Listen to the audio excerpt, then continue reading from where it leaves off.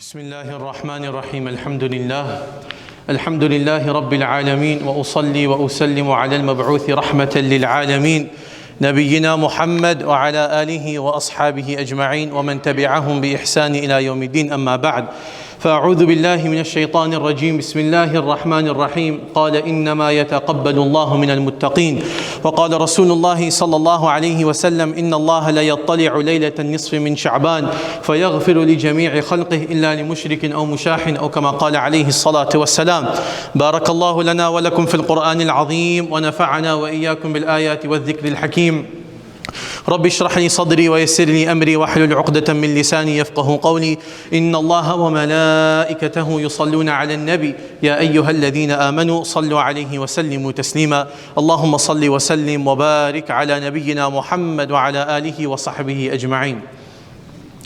Respected elders, brothers, sisters and young friends in Islam, Assalamu alaikum wa rahmatullahi wa barakatuh. We commence by praising and thanking Allah subhanahu wa ta'ala and by sending His blessings and salutations upon our beloved leader and Prophet Muhammadur Rasulullah sallallahu alayhi wa sallam. We ask and we beseech Allah subhanahu wa ta'ala to forgive us, to shower upon His mercy and to grant all of us the goodness of this world and most importantly the goodness of the hereafter. Ameen ya Rabbil Alameen. My respected listeners, Ramadan is just around the corner. Today marks the 11th of Sha'ban, which means we have less than 3 weeks till we witness and enter the blessed month of Ramadan.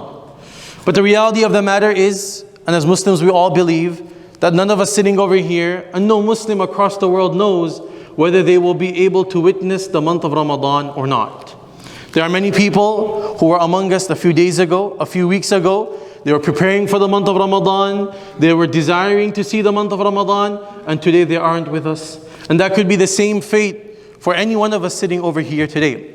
So while life and death are in the hands of Allah subhanahu wa ta'ala, and we have no decision, we have no say as to when we will die and when we will leave this world. But what we can do and what we do learn from the sunnah of Rasulullah sallallahu alaihi wasallam is that we beg Allah subhanahu wa ta'ala constantly, continuously, persistently, Allahumma ballighni Ramadan. Oh Allah, grant me the great fortune that I witness the month of Ramadan. Oh Allah, grant me the great fortune that I see the moon of the month of Ramadan.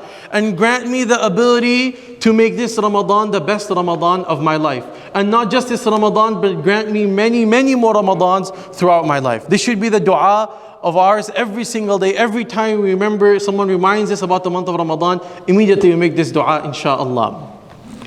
My respected listeners, whenever there is an event in our lives that is worth our time and we desire to see that event reach its ultimate potential, we want that event to be extremely successful, we naturally give time to that event, and from before we make preparations for that event, right? So for example, a person is getting married.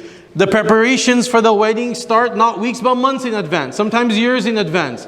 The date is set, the food is organized from beforehand, the clothing is prepared from before. All these preparations are made in advance. You don't see a person wake up on the day of their wedding and then they start calling the restaurant, say, I need food, hey, I need my clothes, so on and so forth. Preparations are made well in advance because the wedding is an important event in a person's life. And a person desires that this wedding of mine should be the most successful, should reach its ultimate potential. Similarly, when we were studying, or those of us who are still studying in college, university, in schools, when our exams come around, when our tests come around, sometimes the entire year or the entire 4 or 5 years of studying is now condensed into one test. And so therefore we understand the importance of this test. And so if we study from beforehand, we have study groups, we make preparations. So similarly, as Muslims, we all believe that the month of Ramadan is a momentous occasion that comes in our lives every single year. And it is our desire that we as Muslims, every one of us desire that every Ramadan, I want this Ramadan to be the best Ramadan of my life. I want this Ramadan to reach its full potential. I want to make the most of this month of Ramadan. Therefore, naturally, it means we have to make preparation for the month of Ramadan. See what happens when the month of Ramadan comes around. For many of us, it's like, we express amazement to one another. Like, man, it's already here. It feels like it was just yesterday when the month of Ramadan was around. It feels like it was just yesterday when we were fasting. Just yesterday or the day before we celebrated the day of Eid, right? And we in our mind, and we're thinking, wow, the month of Ramadan came so quick. That's a sign that we haven't prepared for the month of Ramadan. Because when you prepare for an event in advance, when the time comes for that event, you're not saying to yourself, wow, it came so quick, I didn't even see it come. Rather, you're telling yourself, finally it's here. Finally it's here, so I can witness it, I can be done with it, right? If you're preparing for the wedding months in advance, when the day comes to get married, you're not going to say, oh my God, it came so quick, I didn't even realize. Right? You're going to tell yourself, finally the day is here, where I can put all this stress behind my back and I can continue with my life. So when the month of Ramadan comes and you're like, wow, it came so quick, that means we haven't made the preparations for the month of Ramadan. So Allah subhanahu wa ta'ala, He is our creator, He is our khaliq, and He understands that man by nature, humans, we do not have the ability to become ready for something great instantly. We need preparation in advance. We need time to mentally, physically, emotionally prepare ourselves for that event. So Allah subhanahu wa ta'ala has given you and I the month of Sha'ban so that we can prepare for the month of Ramadan. Hafiz ibn Hajar rahimahullah actually explains that the word Sha'ban, this month of Sha'ban, the name Sha'ban comes from the Arabic word Sha'b. And the word Sha'bun in Arabic refers to the valley that you find between two mountains. So in order for you to climb, conquer, and overcome the heights of a mountain, you need to traverse and travel and tread through the valley carefully. So you can make it to the mountain slowly, and gradually you can reach the top. So similarly, if you and I, if we want to conquer the month of Ramadan and the mountain of Ramadan which is standing in front of us, and we want to conquer that, we want to make the most of it, we need to tread this month of Sha'ban carefully, properly, in the right way, diligently. Then inshallah, we will have the ability and the strength to make the most of the month of Ramadan. So what preparations can we make for the month of Ramadan while we have these 20 days left for the month of Sha'ban? I want to share with you inshallah 3 basics of Ramadan which we need to implement in our lives inshallah from today and from this month of Sha'ban, so we can be ready for the month of Ramadan. Number 1 is the most obvious one, and that is we need to start fasting more often in the month of Sha'ban. Right, so we have 20 days left. We need to make the most of whatever we can in these last 20 days. Now, it doesn't mean we should fast every single day. No, don't fast every single day for the next 20 days. Periodically, at least 4 or 5 days we should check out. We should make a schedule from now that these 4 or 5 days, inshallah, I am going to fast before the month of Ramadan begins. Sayyidina Aisha radiallahu anha, she narrates, and Imam Bukhari and Imam Muslim rahimahumullah narrate this hadith in their Sahih. Sayyidina Aisha radiallahu anha says, ما رأيت رسول الله صلى الله عليه وسلم في شهر أكثر منه صياما في شعبان. That I never ever saw Rasulullah صلى الله عليه وسلم fast as excessively as I saw him fast in the month of Sha'ban. The month of Ramadan is excluded because the month of Ramadan, the fasting is obligatory. We don't have a choice. So a person has to fast. But besides the month of Ramadan, in the other 11 months, the month of Sha'ban was that month wherein Rasulullah ﷺ would fast abundantly. On another occasion, the Sayyidina Usama bin Zayd radiallahu anhu, who was the adopted son of Rasulullah sallallahu alaihi wasallam, he approached Rasulullah sallallahu alaihi wasallam and he said, Ya Rasulullah, lam araka tasumu shahran min ash-shuhur ma tasumu min Sha'ban. Ya Rasulullah, I've noticed for the past couple of years, I've been looking at you, I've been seeing you. When the month of Sha'ban comes, you fast so much in the month of Sha'ban that I don't see you fasting outside of the month of Sha'ban this much, this excessively. It's like almost every day you are fasting. What's the reason? What's the hikmah and the wisdom behind that? Rasulullah said, ذَلِكَ شَهْرٌ يَغْفُلُ النَّاسُ عَنْ بَيْنَ رَجَبْ وَرَمَضَانِ. He said, oh Usama, this month of Sha'ban, majority of the people are heedless and are unaware about it. They think it's just another month in the calendar. Meaning they're so busy about thinking about the month of Ramadan, maybe preparing for it, but in the material sense, in terms of the food, in terms of the clothes, etc., that they're not worried about the spiritual preparation for the month of Ramadan. So يَغْفُلُ النَّاسُ عَنْ. People are unaware of the great blessings and the great merits of this beautiful month of Sha'ban. وَهُوَ شَهْرٌ تُرْفَعُ فِيهِ الْأَعْمَالِ إِلَى رَبِّ الْعَالَمِينَ. And it's a month wherein the actions and the deeds of the people are presented to Allah subhanahu wa ta'ala. فَأُحِبُّ أَن يُرْفَعَ عَمَلِي وَأَنَا صَائِمٌ. So Usama, I want that when the malaika and the angels present my deeds in front of Allah, I am fasting at that moment. So when Allah looks at my deeds and then Allah looks at me and Allah knows that I am fasting, Allah has an extra sense of raham and compassion upon me. I mean, this is Rasulullah sallallahu alaihi wasallam, whose every action was already certified by Allah. And his hope and his desire is that when my actions are presented before Allah, I want to be in the state of fasting. I want to be a fasting person so that Allah can show and extend His compassion and mercy upon me. So the month of Sha'ban, the first thing we need to do is we need to start fasting more. Now, so this is from the sunnah of Rasulullah sallallahu alaihi wasallam. See, what happens now is if we don't fast regularly throughout the year, when the month of Ramadan begins, right, the first week we're just completely out of it. Because we're not habitual of fasting. So we get so tired, we have work, we have school, we have other things in our lives which we need to take care of. And so the first week, the first 10 days, the first ashara it's just gone. We're just so tired, we're just so out of it. We don't have the strength and the ability to do anything extra. We pick up the Quran, I'm so tired. We try and pray salah, we try and pray tahajjud, the nawafil, other salawat, right? And it's very, very difficult and taxing upon us. The reason is because we didn't fast before. But if we start fasting from now, the next, from the 20 days, 5-6 days, if we can fast, at least we'll be in some kind of routine. So when the month of Ramadan begins, we're not taken aback. We're not burdened by the hunger of fasting.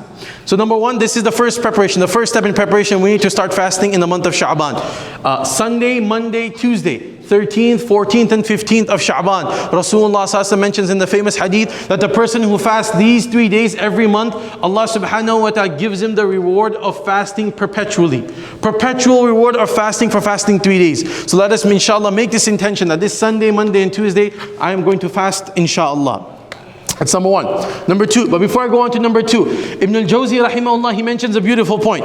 He says, وَعْلَمْ أَنَّ الْأَوْقَاتَ الَّتِي تَغْفُلُ النَّاسُ عَنْهَا مُعَظَّمَةُ الْقَدْرِ. It's a very simple logic. He says, listen, those moments wherein majority of the people are unaware, are unattentive to Allah subhanahu wa ta'ala, if you turn to Allah in those moments, your ibadah and your worship is far more appreciated by Allah subhanahu wa ta'ala. Let's take a simple example, right? Before the pandemic, you go to the dealer, they would beg you to buy a car. They would take your number. They'd call you every single day, multiple times a day, because they have so many cars and a few customers. So the demand of the customers was great, right? The customers were really taken care of at that time. And now, after the pandemic hit, the shortage went down. Now you go to the dealer, they don't want to sell you the car because there's another person who will come after you and give them a better offer for the car. So what happened? The difference was before there was a shortage of customers and there was more inventory, right? So there was more ta'zeem, there was more reverence and more respect for the customers. But when the shortage went low and the customers were there wasn't that much respect left for the customers. So there wasn't that need that begging which they would do, so to say, to sell you the car. So similarly, when you worship Allah, so for example, if we fast in the month of Sha'ban, many people don't fast because in their mind it's the month of Ramadan, it's for fasting. So if you fast in the month of Sha'ban, Allah will be more attentive to you. Allah will give you more of His attention. Allah will give you more reward, inshallah. So that's step number one. Second thing we need to prepare for in this month of Sha'ban before the month of Ramadan begins is that we need to start waking up earlier in the morning so we can pray tahajjud salah. As Muslims, we all have to pray fajr, so we don't even need to mention that. I'm talking about praying tahajjud salah before the time of fajr enters.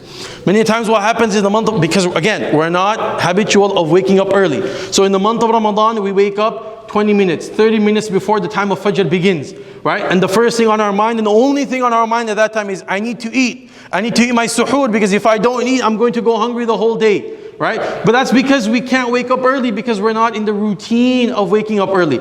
So if we set that, inshallah, we have 3 weeks from now, if we set that routine every day, at least wake up half an hour, 45 minutes before Fajr time begins. Nowadays, Fajr time begins around 5:38, 5:40. Wake up at 5 o'clock. Make wudu, pray 4 rak'at minimum of tahajjud salah. And make dua to Allah subhanahu wa ta'ala. And beg Allah for everything you need. Let out your heart at that time. Again, it's a time where people are unattentive. Allah subhanahu wa ta'ala, He's looking for those servants, few servants, selected servants who are turning to Him, who are prostrating before Him, who are bowing in front of Him. When the rest of humanity is asleep, Allah subhanahu wa ta'ala really pays attention to those people. So start waking up for tahajjud salah. Pray as much, whatever you can, whether it's 2, whether it's 4. Never consider anything too less when it comes to these ibadat and these worships.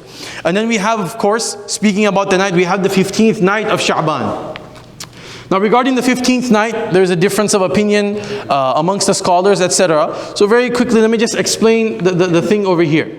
So when it comes to the greatness, the value, and the importance of the month of Sha'ban, there are authentic ahadith across the board. No one has any difference of opinion. All the scholars agree that this is a blessed month.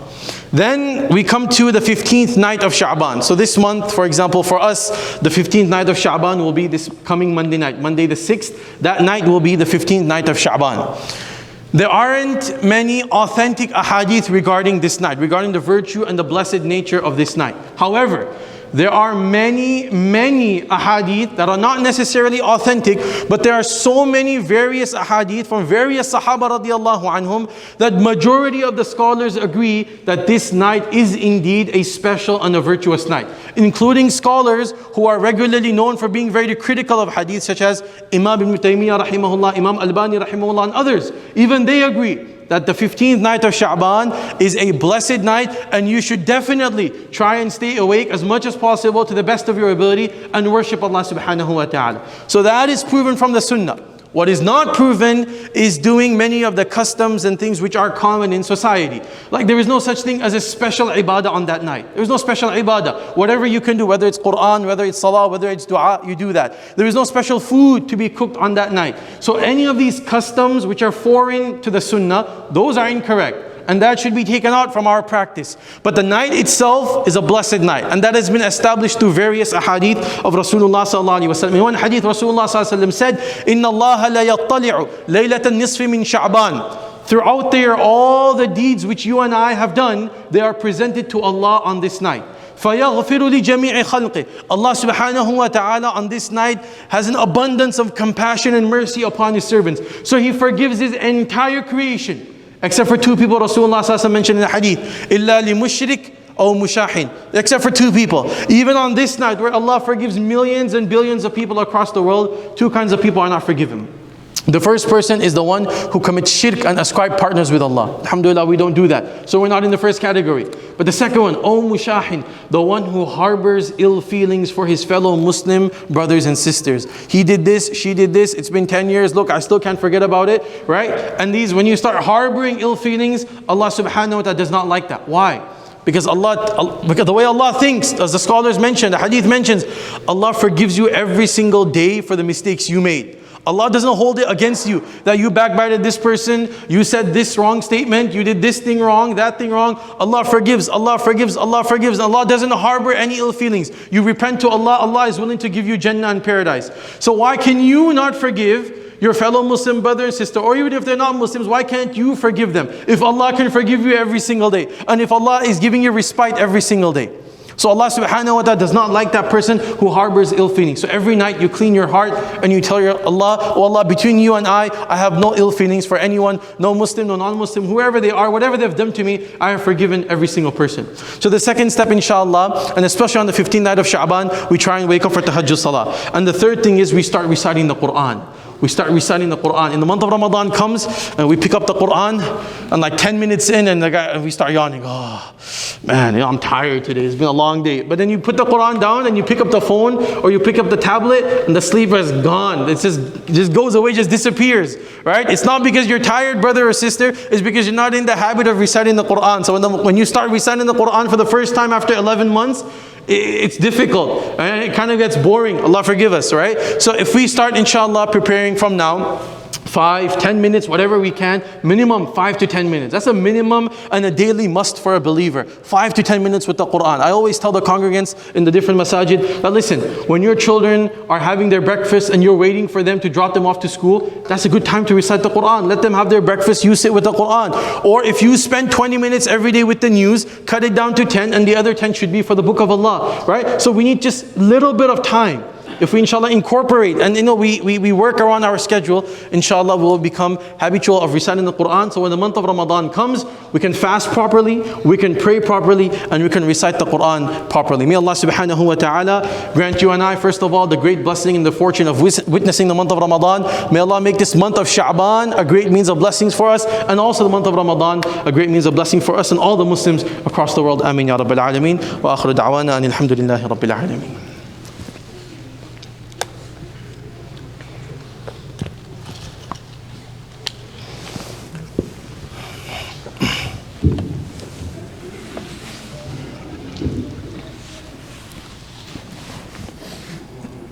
الله أكبر الله أكبر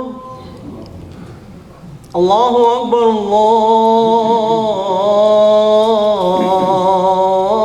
الله أكبر أشهد أن لا إله إلا الله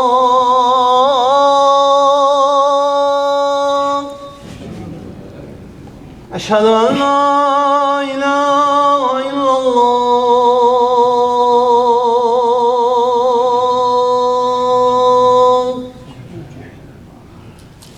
أشهد أن محمدا رسول الله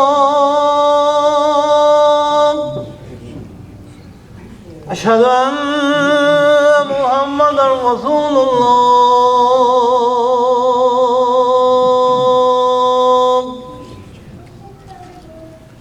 هيا على الصلاة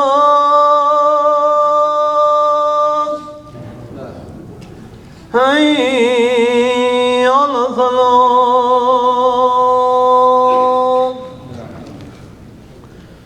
هيا على الفلاح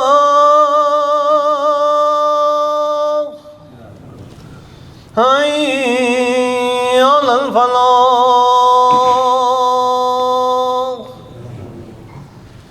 الله أكبر الله أكبر لا إله إلا الله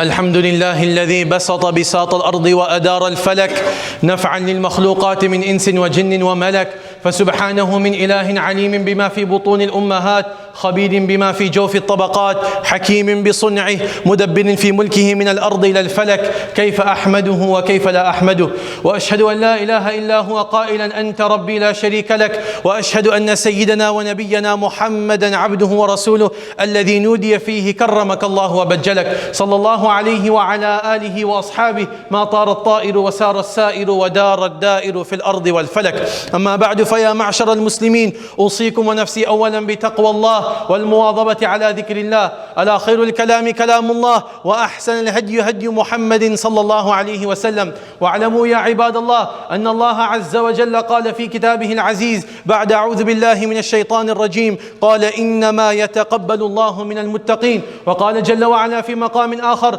إنا أنزلناه في ليلة مباركة إنا كنا منذرين وقال رسول الله صلى الله عليه وسلم إن الله لا يطلع ليلة النصف من شعبان فيغفر لجميع خلقه إلا لمشرك أو مشاح أو كما قال عليه الصلاة والسلام فاغتنموا هذه الأوقات يا عباد الله بارك الله لنا ولكم في القرآن العظيم ونفعنا وإياكم بالآيات والذكر الحكيم أقول قولي هذا وأستغفر الله لي ولكم ولسائر المسلمين فاستغفروه إنه هو الغفور الرحيم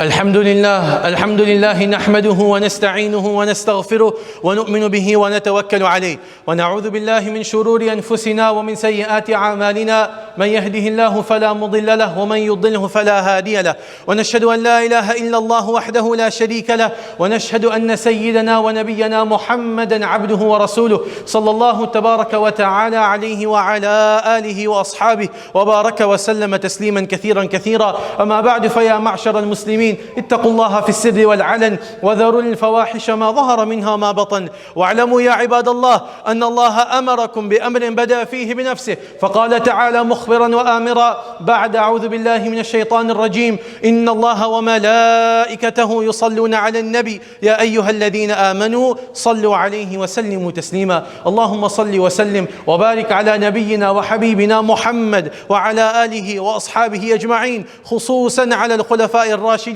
أبي بكر وعمر وعثمان وعلي، وارض اللهم عن الصحابة أجمعين والتابعين لهم بإحسان إلى يوم الدين، وعنا معهم بمنك وفضلك وكرمك يا أكرم الأكرمين. اللهم اغفر لنا وللمؤمنين والمؤمنات والمسلمين والمسلمات، وألف بين قلوبهم وأصلح ذات بينهم، وانصرهم على عدوك وعدوهم يا رب العالمين. اللهم انصر الإسلام والمسلمين، اللهم أعز الإسلام والمسلمين في مشارق الأرض ومغاربها أجمعين يا رب العالمين. اللهم اشف مرضانا ومرضى المسلمين، اللهم ارحم موتانا وموتى المسلمين. عباد الله رحمكم الله، إن الله يأمر بالعدل والإحسان وإيتاء ذي القربى وينهى عن الفحشاء والمنكر والبغي، يعظكم لعلكم تذكرون. اذكروا الله يذكركم ولذكر الله أكبر، والله يعلم ما تصنعون.